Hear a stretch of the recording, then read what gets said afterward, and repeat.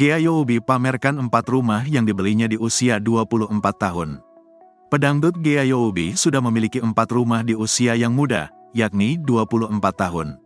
Aset 4 rumah itu dibeli Gea Youbi dari uang hasil kerja kerasnya di dunia hiburan. Menariknya, Gea Youbi sampai rela jarang nongkrong demi menabung untuk membeli rumah. Gea Youbi juga menekan pengeluarannya untuk membeli barang-barang branded. Gea termasuk anak muda yang enggak neko-neko, jarang nongkrong, enggak beli barang-barang branded gitu.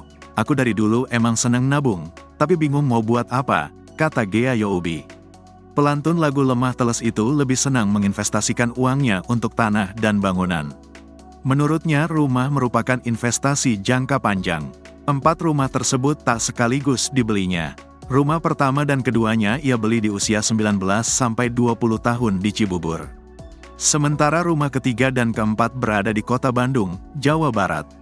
Tak hanya sebagai properti belaka, Gea pun berencana ingin membuat studio musik 2 rumah di Cibubur. Sementara di rumahnya di Bandung akan dikontrakkan. Meski sudah sukses, Gea menyadari selalu ada komentar negatif kepadanya. Aku enggak banyak komentar buat orang yang nyinyir. Itu salah satu bentuk cinta mereka, cuma caranya aja beda. Lebih empati sama kasihan sebenarnya, karena mereka hidupnya enggak bahagia, pungkas Gea.